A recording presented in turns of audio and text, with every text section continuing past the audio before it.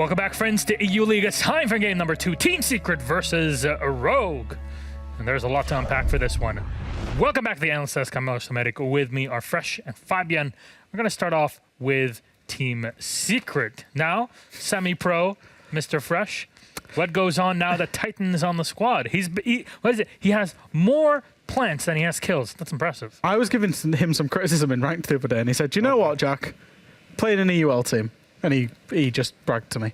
So yeah, he's actually statistically the third best planter per round in the entire world.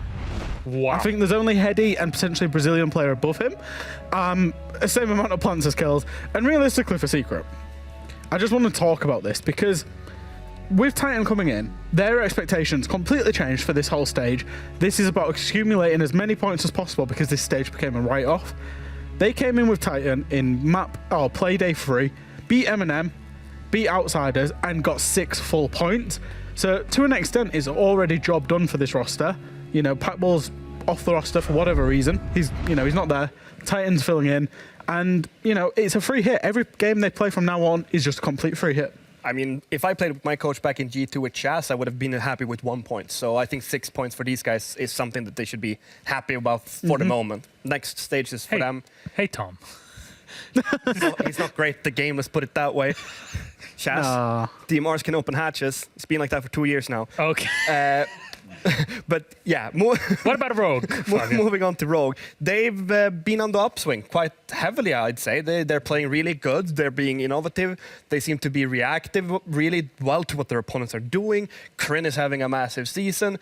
It's just looking good in every single department for them. Their players are just turning up to a different degree than we normally see as well. Everyone has the clutch potential at the moment. Maybe Rips is struggling a bit, so I won't say that he has the clutch potential right now, but that might come later.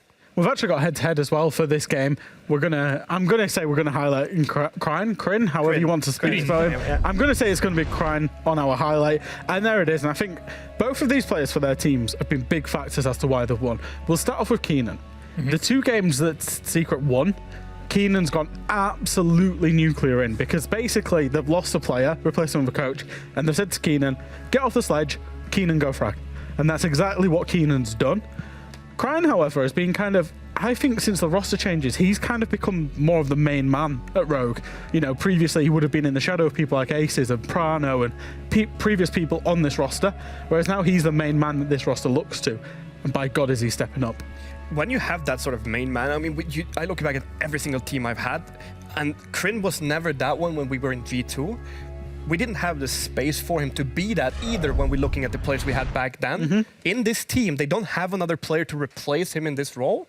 So now that he gets that opportunity to, I would say, like probably the first time be the main man, he's shining bright. Our map, what will it be? Cafe. If they get Secret, get Cafe 4 times in a row. Secret Bandit. Skyscraper. Yo, Rogue are going to take us to Skyscraper, and they start off on the attack. A Secret is chosen defense. We have a crazy man on the other side here. Happy for it. Yeah, he's not on camera, but Des was going like this. He was quite happy about the whitest dance I've ever seen. Yeah. But Jack, what's going on here? What do we expect? So I guess a little bit of somewhat inside information. I spoke to Titan, and the one thing that he's able to provide this team is somebody who is willing to do all the crappy jobs, the droning, the flank holding, playing the crappy operators. So Skyscraper is a big map. You've got to drone it out quite thoroughly. You've got to work strategically, but it's also very lateral. So for Secret, that's what they'll be trying to do, is just do the very basic stuff as a team, move across the map, starting in office or starting in T, whichever side they kind of come from. For Rogue, they played it very well. They played against BDS. They beat BDS on this map. Strategically, looked very good on it as well. Jack, all those things that you named were crappy stuff to do? That's called being a support player. I know you don't understand what that is because you never do any droning when we play ranked, but that's just a support player for anyone that's just, any experience in competitive play. It's a good map, though, for Rogue, I think. Secret can kind of shock them on it a little bit. I don't think that Rogue were looking for it. I think that, if anything, Secret wanted to trick them away from Cafe and then just have Rogue prepare fully on Cafe because, that's the simple map that we've been playing 3 times so far. Big surprise. We'll take them somewhere else. It's a big surprise to kind of bring it in when there's changes. Rogue should have it in the bag. Gotta throw something in the wrench, eh? Yeah, might as well. There's a saying, throw enough shit at a wall and something will stick. This is what they're trying here. Fair enough. Let's see if Secret can actually do it today on Skyscraper. Thank you very much, Fabian and Fresh. I'm going to toss it to our casters. It's, well, Dez and bigger Tim. Enjoy. It's Big Tim. Hey, mate. He's massive. Look at him. He's having a field day. Whoa. It's God Tim again. Do it again. What, talk or shake my fist? The talking thing. I don't think you can hear yourself, but we can. You've got the God voice on. Do something really powerful. Oh, have I got the... Oh, right. That's even better then. Do it. I need to issue some, like, commandments Do or it. Come something. on. But what's your first commandment, God Ace? Put up the laser gate.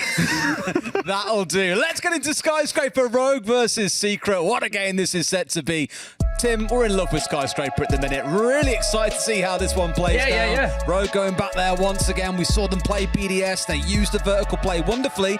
Really keen to see how they step into it, but Secret, they've had a couple of good games. Is this going to be a game they can find their way into? Time will tell as we're getting into it right now. I mean, you know me pretty well. I think it's fair to say that by now, Des. But We're not keeping the God voice for the whole thing, are we, production, really? Imagine the clutch that comes in with the God voice applied. Yeah, you know, I love a new map. I love seeing new maps, and Skyscraper fits slap bang into that at the minute. You know, we've had a couple added to the pool, Skyscraper Border. I'm preferring watching Skyscraper to Border. I still enjoy the odd Border game. But yeah, Skyscraper just feels really fresh at the minute. There's lots of new things being tried, and honestly, as much as Rogue had a good performance here against BDS on the whole, it was, you know, they managed to turn it round and get the win. It was a good back end from them. I still feel like because of the freshness, because of how new it all is, this might not be a bad shout for Secret.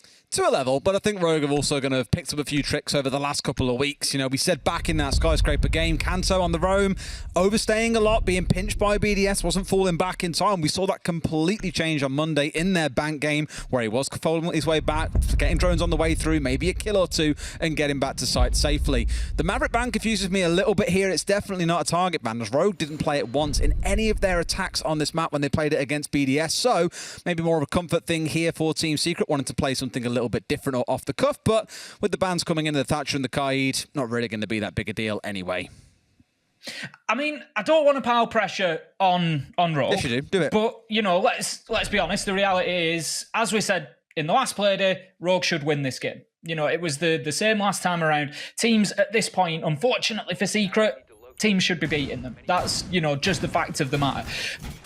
Will Rogue find themselves slipping up as others have, though? That is now the big question, especially on a relatively new map. We've only seen Rogue play it once competitively. As I say, on those grounds, that's where I think there's an opportunity for Secret. But even then, as you say, Des, you know, they should have learned from what's gone before against BDS. They should have improved, they should have honed that, and they should be looking good here. Now, they're going to be taking Tea Room to start us off. It's going to be Karaoke Tea on the defense for Team Secret. We've got an interesting rotate through into drums, so that's going to give a little bit of access, so you can just see there, thank you very much, player running through it. It's going to give us a little bit of access from that side. What that means is they're going to have to keep hold of that east side, because that rotation's pretty well protected by the gold bars that just surround it, so you might be able to just get in there as an attacker and get the diffuser down. Here again for me, it's going to be about this extended hold as well, how much time we can waste out towards that east side. Of course, if Rogue get drawn into attacking on that side of the map at all, around about towards the top side of Shrine, you've got a couple of, well, you've got a shield going down, a couple of ADSs, a real kind of bastion of defense coming in, and now they're realizing that this wall has been jammed off. Well, you're going to have to go round to get through it, and I said last time round, Rogue, they were no stranger to vertical play last time they attacked this map, so getting rid of that gadget should be no issue at all, especially when there's a twitch on side of DPEP, which was something they ran a lot the last time they played.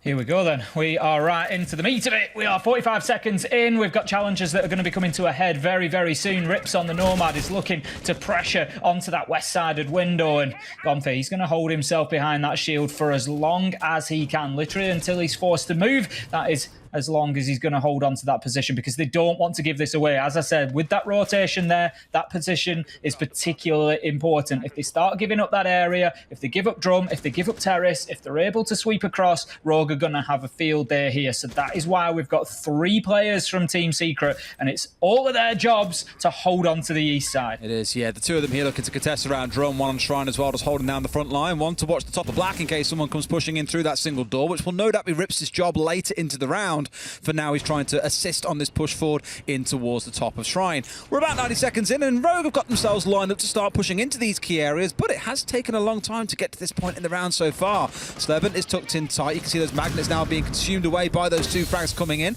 and the smoke also being taken out, and another one follows through. It's Kanto with an nade to find Slevin in the first kill of this game.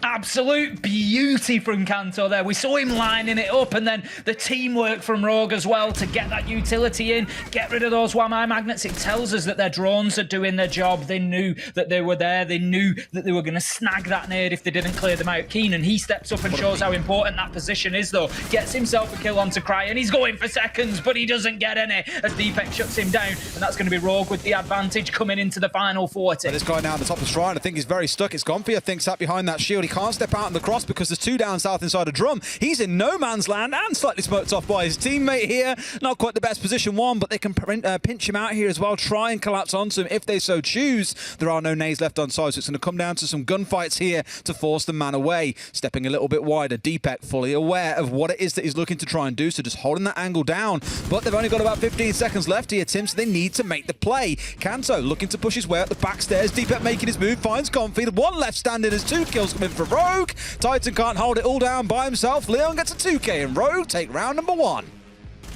It was a good push from Rogue, if a little bit slow possibly, you know, in a different, maybe against a different team, for example, a full strength team, maybe they don't get away with that. It was down to 15 seconds at the end there, and as I suggested, they wanted that east side push. They played into Team Secret's defense there. They were looking for the east side clearance, get into T, use that rotation against them, but it just never really happened for Rogue. But still, they were able to find those final kills and get themselves over the line. That round pretty much comes down to Rogue being able to frag, because their attempt to execute onto site wasn't really successful. It didn't get them there. We didn't see them ever step foot inside a site, and they would have run out of time if they'd continued trying to. But still, a good round for Rogue, getting themselves the win, finding an alternative way to do it, and it leads them into round 2, 1-0. What I really loved about the round especially was Deepek bursting through terrace into drum. Once Keenan stepped through and got the swing and killed the 1 man, they could have dug back, they could have held the angle expecting a second swing, but no,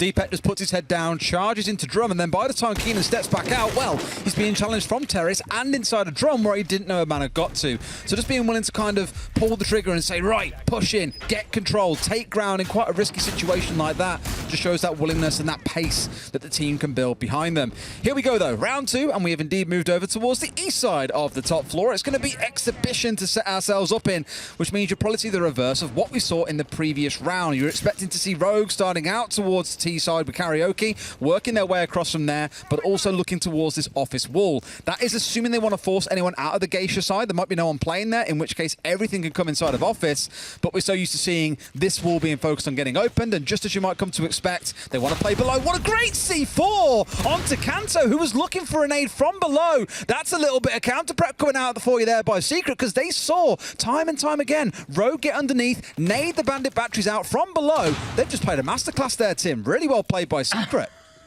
I think Kanto might have just learned a bit of something there, Des.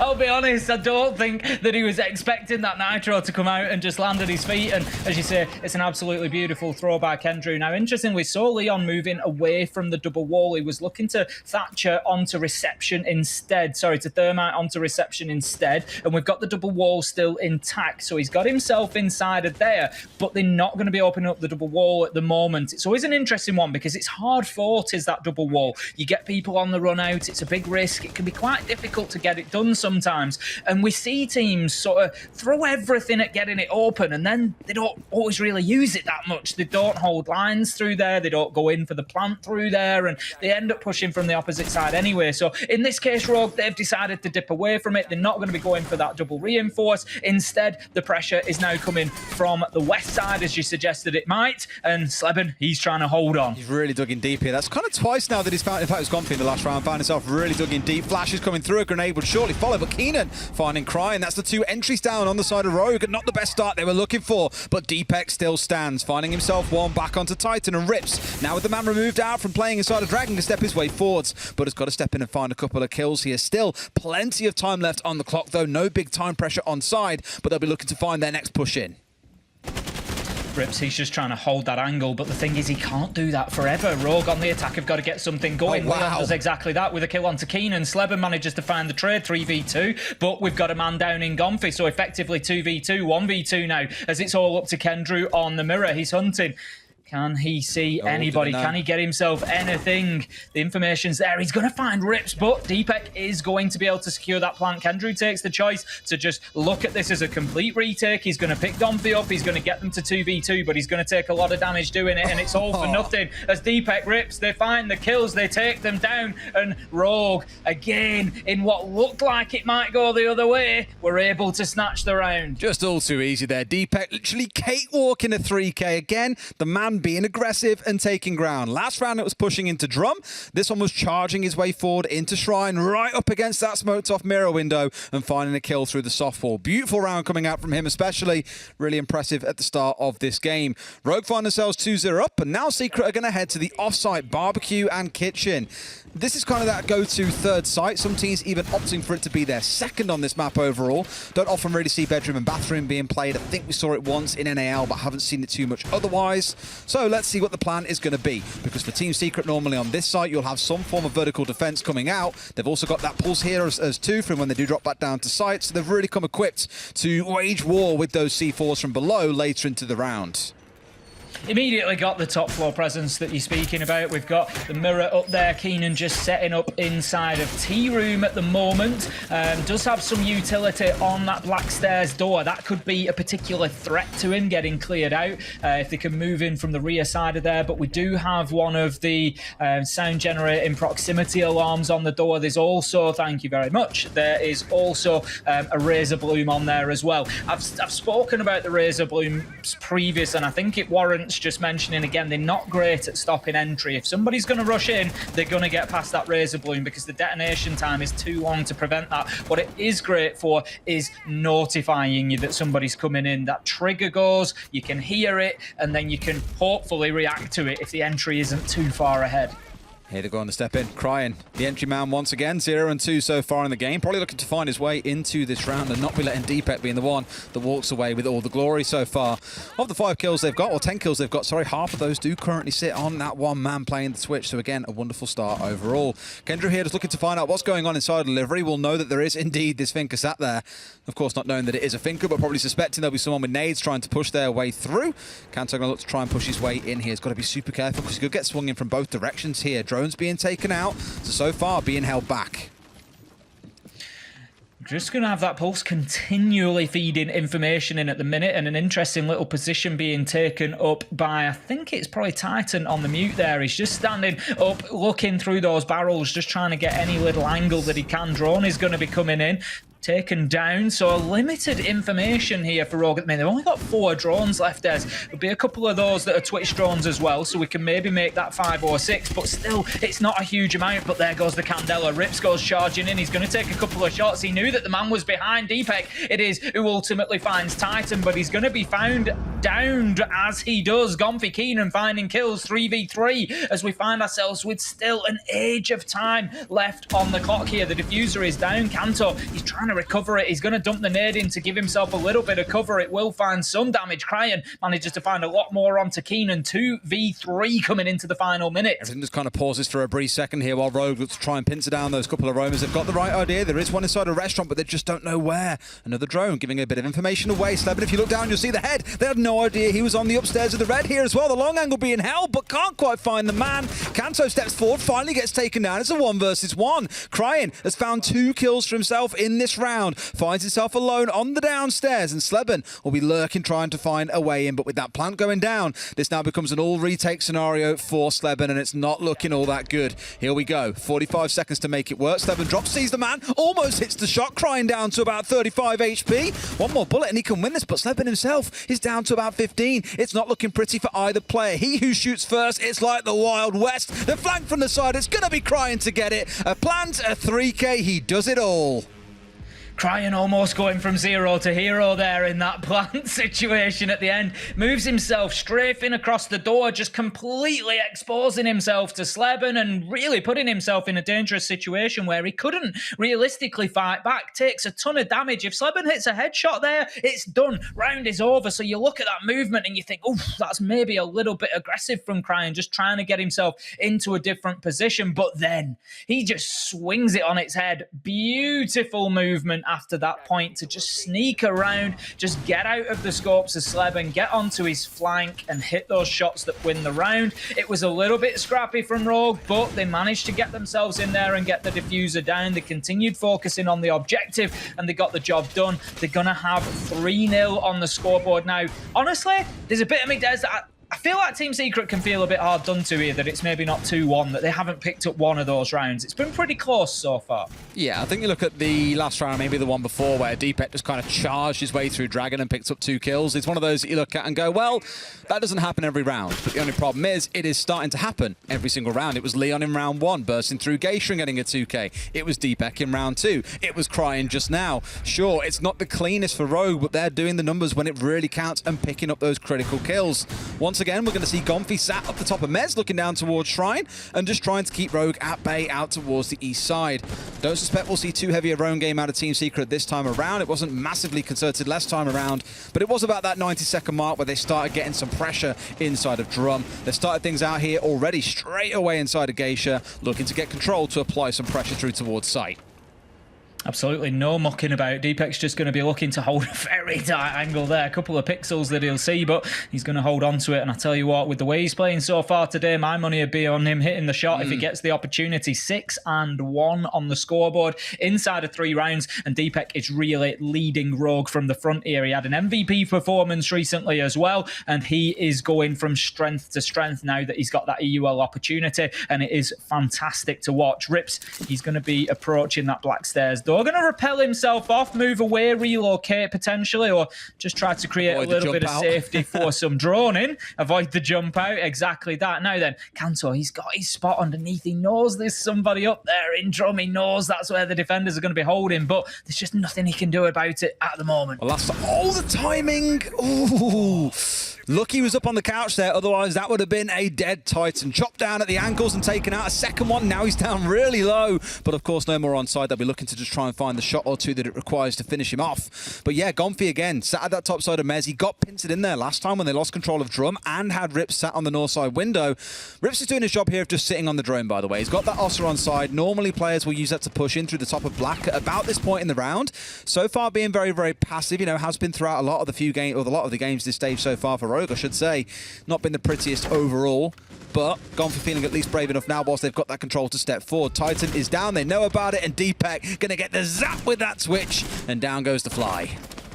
It's just getting cheeky now with the drone being used to finish off the kills, but by whatever means you've got necessary available to you, you get it done. Kendrew, he's going to move into Titan's position there, but he needs to be careful because he's still got Cryan sniffing around underneath. He's going to see him lucky not to go down to a headshot there. Kendrew going to take a lot of damage though, and this nade, even with him out of the way, might be able to finish him off, but no, it can't quite catch his toes, and the hunt continues from underneath. Kendrew just using every bit of experience to keep keep himself alive. But Kanto, he manages to shut him down 5v3. At this point, I was going to say, Rips really needs to be in their face with the shield here. Like, step in. You've got two of you pushing on the top side, looking pretty passive, and just dies for free to Keenan. You're on the Ossa. But either way, Leon is in. He's getting the plant down. Nothing's going to stop this one coming off. It is still a 3 versus 3, mind you. Leon getting the plant down, stepping up and finding another. It's Cryin at range, finds himself too. He does it again. Rogue with another pretty comfortable win. I think at this point we're seeing the team secret that maybe we expected in the first couple of play days. You know, with Titan substituting in, it's, again, I've said it a million times, it's not a criticism, it's the situation is what it is, but we expect full strength teams to now start figuring them out, coming them in and getting them beaten, and that's exactly what Rogue are doing right now. They're really dismantling team secret here. We've had a couple of close rounds sort of to start with, but it seems to just be slipping away as the game goes on. You know, that one there, yep, they had that mid-round flurry where they got themselves back into it 3v3, but Rogue already had control of site by then. They were already in a position to be able to put the diffuser down. The kills came in afterwards. They weren't able to find anything in the post-plant team secret, and I think it's going to be a difficult day for them. I'm not saying a 7-0 necessarily, but I don't think there's going to be much going their way. I've got to draw back to, I mean, I'm kind of glad that this round they've checked in, they're changing again. Rips has been rotating through a few different operators, right? We've seen the Ying, the Ossa, the Nomad so far. Hasn't been highly impactful. That last round with the Ossa, again, we've seen players like MV Taylor over in APAC North. I believe we've even seen it happen here in EUL, is that you'll go push in black with the Ossa shield. You'll step your way forward. You'll plant it down on that left corner as soon as you step in through the doorway, and you just control the entirety of that main hallway. But stepping in a little bit blind there, gets shot from the Geisha box open, rotate, I think, and down he goes. And again, it's just one of those questions of, what are you doing in the round? It leaves questions to be asked. Here, at least, they've rotated him away and put him on Hard Breach, so playing on the Hibana for this round. Leon, once again, going on to that Thermite. Normally the go-to Hard Breacher you want when trying to get control of Office. Keep an eye on Kanto. He's done some great work with those nades so far on the Finker. Leon's going to find himself getting bandit tricked here as the sound will go out clearly for Titan, and it's as easy as 1, 2, 3. Not a problem at all. That is one exothermic charge down, and Leon now having to be very selective about where the next one is going to go. Titan's going to keep himself in position there next to the desk. He's just going to hold himself back. Might need to be careful of some nades coming in from the bottom of the main staircase. I'm not sure if there's anybody down there to cover or not, but I don't think that Rogue are going to push that too heavily, in all honesty. And so, as I say that, somebody does move down to make sure that the cover's there. I do find this really interesting how they've kind of adapted again to the attacks that we saw out of Rogue against BDS, where they're playing this double mirror downstairs in bedroom, just saying, nope, you cannot get underneath, you cannot get those vertical controls. So you're going to have to find a different way of working. And for Rogue, it appears to be this, again, west side to take instead of trying to focus on the below. So they've kind of bailed on trying to get the wall open, just deciding, look, it's too risky to try and focus on that. They can't get the twitch inside of there, so forget about it. We'll have to just try and push in a bit more aggressively and, you know, trust our guns to do the work for us. Deepek's just going to be holding a very long angle there through into sight. Yellowpin coming out to offer a little bit of intel maybe on the position in a team secret, who at the moment are feeling fairly comfortable. We just see Sleben getting stunned out. We saw this was a difficult position for him to hold on to last time. A lot of pressure from the west side came in and made it difficult for him in and around Dragon. He's got himself a shield there as well, so plenty of cover for him. And Rogan not being too aggressive towards him this time. We're nearly 2 minutes into the round. He's still locked in position. He's got his shield there. He's got his magnets out. It's going to be very difficult to clear him away at this point because, of course, the more the round goes on, the more of those magnets get deployed and the more is going to get captured by them. We've got Leon taking his choice now to open the wall up, but rather than the double wall, he's come all the way around and he's opened the terrace wall in behind bar. I was really expecting that Thermite charge to blow up both drones just on the other side of it, but neither was caught. Titan finding himself a kill. It's going to be his only one of the round as it's the Portal combat. Leon finding the kill tray back onto the other side. So 1 for 1 at this point. Not exactly the end of the world, but your superhero in Deepek is out of the game. All eyes here are going to turn towards Cryin and towards Leon, who have done an awful lot in the round so far. And speaking of Cryin, he's trying to step his way up here, forces Sleben away from the spot that he was in before. Down goes Gomfi, caught out and downed elsewhere, but not yet out of the round. Kanto steps in for another. Now into that 3 versus 3, but the time's running short, Tim. There's only 10 seconds on the clock here, and they've got to make something happen. In comes Rip, stepping his way into the site, looking for someone, but can find absolutely no one because they're below. Good night with the C4 from below. They can still hold on the downstairs here, but can they stop the plant going down? Do they know where it's going down? I don't think they do. They have an idea it might be on the table, but no, it's against the doorway. Kanto with another finish off, and the 2 versus 2 gets underway. Gomfi back on his feet. Tim, it feels like deja vu. We've been here before. We really have seen this before. Kendrew again being the man to make that resuscitation, but can they find a different outcome this time around? Last time Rogue were able to win it out, and with 20 seconds left to go, that's where your money would be. Again, Kanto crying, they're overhealed. They've got everything on their side here, except they don't have any nades left, so no utility to play with, but Crying holding an angle manages to find Gomfi. That's the low health man gone, and the second comes in as Crying flips around, gets Kendra. It's going to be 2 for him in the post plant as well as the plant, and I've got to say, Des, what a game Crying's having again. It's unbelievable what a good stage he's having. Now, there's a point to be said for you're against a team that is very much down in the dumpsters right now. It's not going well for Secret overall across, much of this stage. Sure, 2 freak wins that came out on Cafe.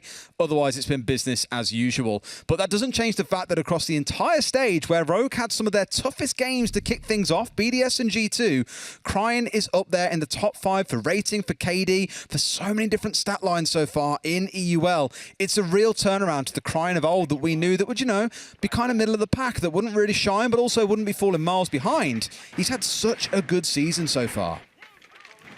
It's getting back towards Challenger League, Crying. Yeah, it is.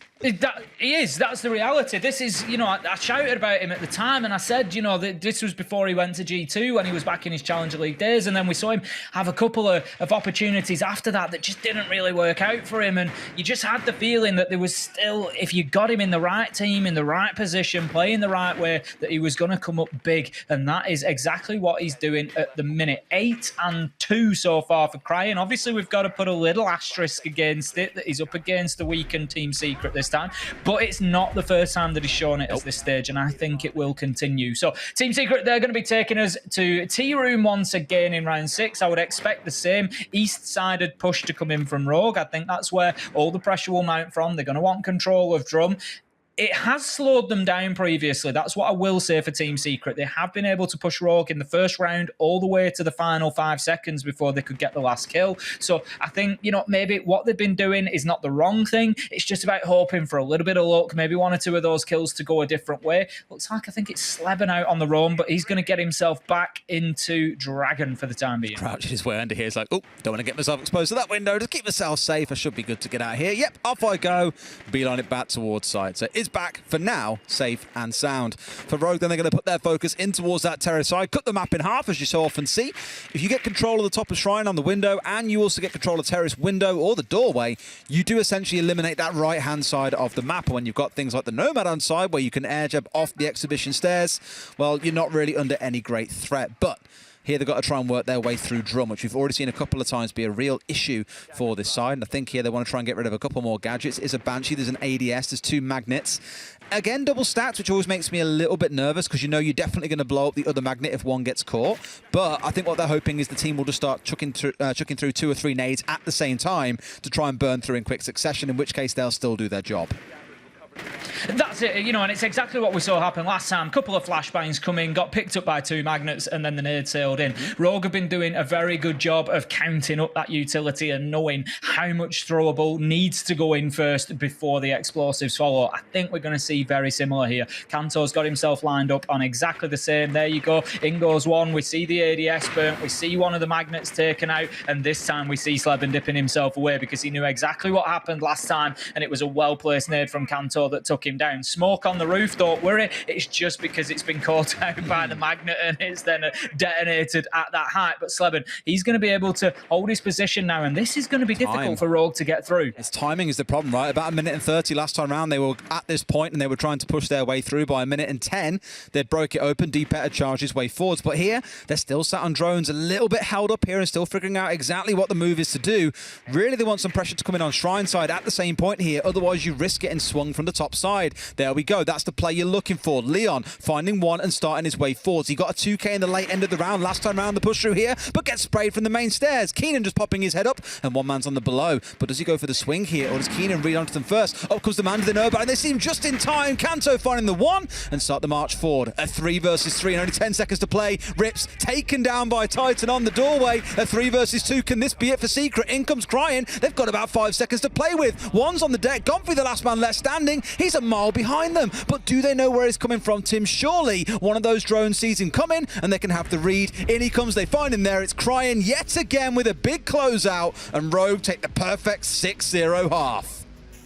You've really got to feel for Team Secret in some of these rounds. They get Rogue down 3v3, I think it was, with about 8 seconds left to go, but they just still can't quite grasp onto it. 1.5 seconds left on the clock. Kanto starts getting the diffuser down, and it just extends the clock for as long as they need, and there's nothing that Gomfi can do about it. So Rogue, as you say, a masterclass on attack there, but again, they're against a Team Secret that are sort of struggling this week as much as they did in the last Playday. It's been tough for them so far. Nothing's really going their way. And like I say, you can sort of feel hard done to for them, really, because there's been a couple of opportunities where it's come down to 2v2, 1v1. And you think, you know, on a different day, maybe this could have been 5-1, 4-2, you know, maybe they could have found something, but it's going to be very difficult now as Rogue go on to the defence. I wouldn't like to bet anything other than Rogue closing this out here and now. Yeah, I think this turns into a 7-0, especially knowing how their defences went against BDS as well. They did a lot of work there. They'll do exactly the same now, and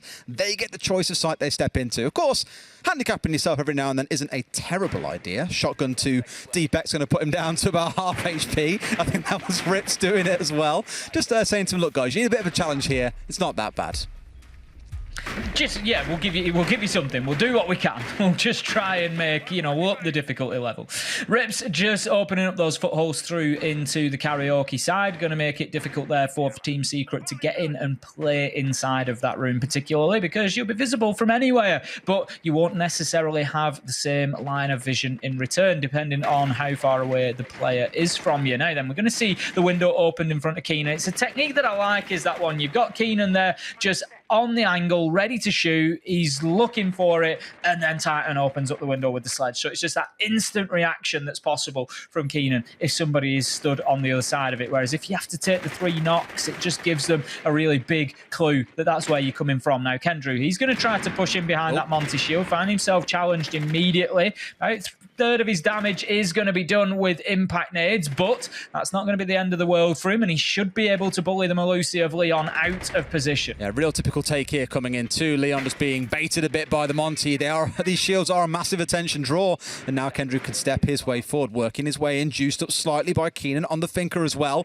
But Crying, BDS, they've really paid the price for not working verticals when they attacked in towards Rogue, and you might be about to see the same thing come out once again. Keep an eye on Crying with that C4, because the damage he did last time was absolutely massive. First smoke comes out, does no damage on towards Kendrick, but will keep him at bay at least temporarily. Crying's actually worked his way back upstairs here, so no longer playing on that vertical, wants to get into the thick of the action. Might not be ideal. We'll see as the round progresses. If he doesn't really contribute too much from inside a site, you might be asking questions when you've got Kanto downstairs with no C4 in hand. Gomfi is going to find the kill, going to be a headshot, and Team Secret are looking pretty good right now as Gomfi finds himself another onto Rips. Beautiful vertical nade there. And Team Secret, they might just be able to come in and pinch one on the attack here. They've got Kendrew inside of site now. He's going to deploy the smoke canister and start to get the diffuser down. Crying, trying to get anything he can go in with the Vector there, but they are not going to be able to do anything about that diffuser down. It's now 2v5 in the post plan. And you're against a Monty as well. Good luck swinging this one back, boys. And they've got the window play. Just everything that could be working against you is. Deepek finds one for himself before getting down and finished off by Sleben. This one should be a closeout. Crying with a nice shot on the way back through. But 70 HP and a Dream. 3 enemies stand before him, one of them being a Monty. I know he's been nerfed a little bit. I know that it's easier to fight, but it's definitely not going to be an easy outcome, especially with only 15 seconds on the clock. This round looks to be locked up. Team Secret won't be going home empty-handed at the very least. They'll have 1 round on the board and could turn it into more as Monty just marching. I tell you what, Siege is now a horror game, because that would shit me up seeing a man chasing me across the map with a shield in front of his face as well. Yeah, it's certainly not ideal. Crying manages to get 1, but that's going to be absolutely everything that he can achieve. It finishes with Team Secret taking their first round, and I'm not going to get carried away, Des. You know that I love the excitement. You know that I love to tease a little bit, but at 1-6, there's still a long way for Team Secret to go here, and they're going to have to take it one step at a time. They're going to be attacking next time onto the west side. It's going to be, the west side. It's going to be Exhibition and Office. No, east side. East side. East side, west Honestly, side. Where are you going, points. Tim? East side, west side. Who knows? It is the east. So I've got a question for you. Office. Go. How does it feel casting at home again? It's a little bit weird. So there's two things to it. Obviously, as you know, the energy is always an issue because like you're on your own, you're not bouncing like off everybody else in the team. So that's a little bit weird. But I do love having all the stats and everything available. Just having like 3 monitors around me and just being able to. Obviously, we've got our iPads or whatever tablet device, whatever else we've got. Good. Other tablets are available. We've got whatever devices we've got, but you're limited to, you don't have the same sort of freedom as you do with like 3 monitors in front of you where you can just pull up like loads of different websites. You can pull up spreadsheets, just have everything available. So that side, I can't complain about going back to that side, but it's nothing untoward. Anybody wondering, I just had a prior engagement already locked in, so I needed to be back at home. But we thought, hey, why not? We can do this across the ocean. And, Des and I have cast once or twice together, so it sort of works out all right. Don't worry, mate. Me and Fresh are having a right little dance off here in the studio. Having a field day across the room. It's fantastic. You came and sat down in your chair earlier. It's coming for your job, mate. That's it. You're out of here. Oh, really? They told you about game 3 or game 4, sorry, but you're not in for it. Unlucky. Well, he's had plenty of debuts now, so... what damage will one more do? Let's see how this one more round will go, though, because we've got a Glaz on side, Tim, alongside the Ying at the same time, so a very much orchestrated style of play coming in from Secret in this round. The win condition is going to be built behind that Ying and somewhat behind the Glaz, so let's see how they plan to use it. For now, they've got to deal with that Bandit battery that's on this single wall, otherwise it's a no-entry zone for the Thermite. Titan's going to take a little bit of damage from the electricity as he gets the wall open, but that's not the end of the world. Deepak manages to get it open from... doesn't manage to keep it closed. We're going to have him on the mute roaming underneath at the moment. Nitro in hand, Nitro for Leon, a lot of explosives there. Crying still with 2 impacts in hand. So again, we might see a little bit of verticality come into play. Titan's been able to get that double wall open. It's not something that Rogue... I won't say not something that Rogue achieved, but necessarily that Rogue chose to do last time around. I think they sort of thought about it once or twice but dipped away, and I made comment that teams don't always use this double wall once they get it opened, and I'm interested to watch as this one goes on whether they just leave it there as a little bit of phantom pressure or whether they choose to actually put a face into it. Now you're speaking my language, Tim. Phantom pressure. When a window or doorway or wall is open, you don't know if someone's there, but you assume that they could be there for you. You've got to be careful. The C4 was just tucked inside, otherwise they could have got a double kill off the back of that, but Titan's in and sticking the plan. Even gets a knife on the way through there, stabbing into Leon's back. Gonfi with 1 back on the other side too, so it's a 3 for 3 left in this post-plant situation. Titan, you are inhaling smoke, dude. You're going to die, mate. Yep, okay. Down he goes. Unlucky, I suppose. 3 versus 2. Juice back up, though, by that res from the Finker, so not at all the end of the world. Now holding down that angle in towards display where Cryin is trying to look for a way in, but do they know where the man is? Do they know that he's in behind the office? He could get himself a freebie onto the man who's getting big frags in this game. Sees the legs. Shoot him. You can see his legs. You can see his leg. Finally finds him, and Cryine's got to get 2 more. It's Kendra and Keenan to hold it down. Secret get themselves a second round. Honestly thought that Titan was going to get away with that. He was locked in under the desk and crying just... We've got to remember these players play on different aspect ratios. They've got different settings, so sometimes it's not always as clear to them as it is on our screens. It can sort of maybe be hidden in their scope, but not ours, that kind of thing. I don't think I can give Cryin that full excuse there. But the excitement, the heat of the moment maybe got to him, and he didn't spot the feet. But Team Secret, whether Cryin got the kill or not, were able to get it over the line. It was a good round from them again. That C4 that came into the smoke, it was just tucked in behind what remained of the reinforced wall, like literally half a meter towards the left, and that would have been a double kill. That would have been the execute shut down, and I'm pretty sure Rogue got a 7-1 scoreline. Instead, it's 6-2. Secret have found themselves a couple of rounds on the board. Do we think we've got it in them to get 4? Probably not, but you can never say never in these cases, Tim, because so far they pulled out 2, admittedly what you might call, air quotes, cheesy attacks against Secret, things they weren't necessarily prepared for. That's why the tactical timeout has come in here to try and address it and see what they can do to spice things up. The answer is in the Warden, which Leon is now playing in this round. It's going to be Office again for Rogue, doubling down, deciding to go back. As you say, they feel that the answer is in the Warden, but I don't think we're going to see the Ying brought along again by Team Secret. It just feels like maybe Rogue are a step behind there, Des, because obviously playing very reactionary Siege there. What have we just seen? And let's counter that. But it looks like Secret are going to be bringing a lot. Oh, no, the switch is coming out. That surprises me.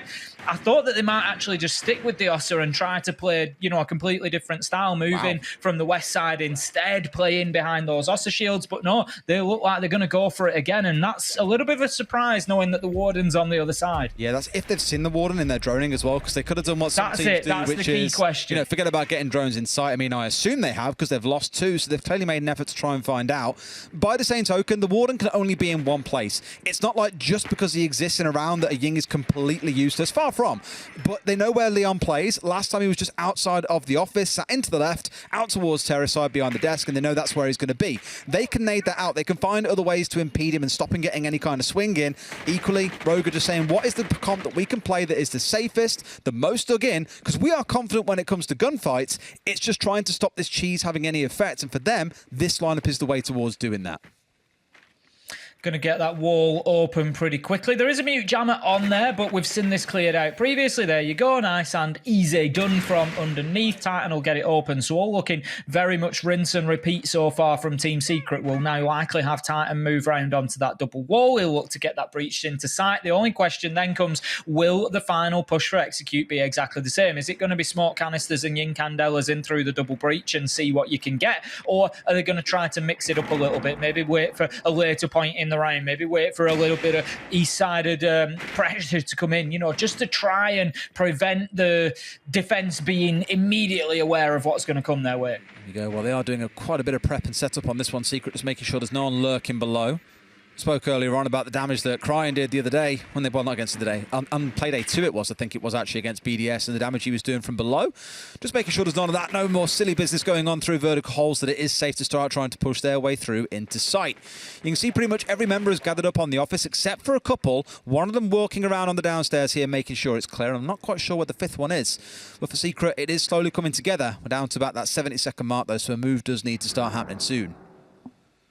Got Cryin just holding himself out at the top of Black Stairs. Now, I'm not sure if he's going to get an opportunity to really have a big moment here. The flank is not going to be easy for him to get onto because he'll have to rotate all the way under the map and come up through reception if he really wants to have any impact, because this is all going to be double wall. We can see that they're stacking up. They're ready. Sleben, he is going to toss the smokes in. The next job will be to get the Candelas in. There go the Warden glasses. That's going to give Leon the vision that he needs. He just tries to have a little look, see if he can shoot out a Candela. Not going to happen. In goes that, but the smoke canister comes out. We see a kill come in. Rogue, they better prepped for it this time. Finding Kendrew, but Gomfi tries to move round on the flank. Doesn't find it. Kanto stands up strong, finds his man. 3v5, and it's falling apart for Team Secret. This could be the end for them as the next Candela comes in. The smoke canisters are there. It's so easy with the Warden on side. Leon dropping Titan and the diffuser. This could be flawless. It's a flawless finish to an almost flawless game for Rogue. 7-1, they lock it out, and it is a solid performance for them. Absolutely. I mean, in that case there, you saw the effect of the Warden. Did like what Team Secret did the first time round. They brought those smokes out. They were trying to bait Leon and just sprayed where they knew he was going to push from, but couldn't quite find the man. The second set of smokes was their go button, and sadly, Leon was still up and alive and raring to go himself. A scoreline I think that we all expected to see. Tim, a couple of rounds there which Secret did catch them off guard. Oh no, Tim, come back to me. You've gone. I've gone. No, Tim, come back. There he is. Rogue have got to have the moment. We've got to give them the winner's screen. Oh, your voice is back. There we go. Oh, is it back? I've got the effect again. Rogue wins 7-1. 7-2. 2. Go on, Tim, do the throw for us. You've got the voice. I was getting carried away then. But don't you get carried away and go anywhere, because our analysts are going to have a look over that. They'll tell us what Rogue did right and maybe where Secret can improve after this very short break.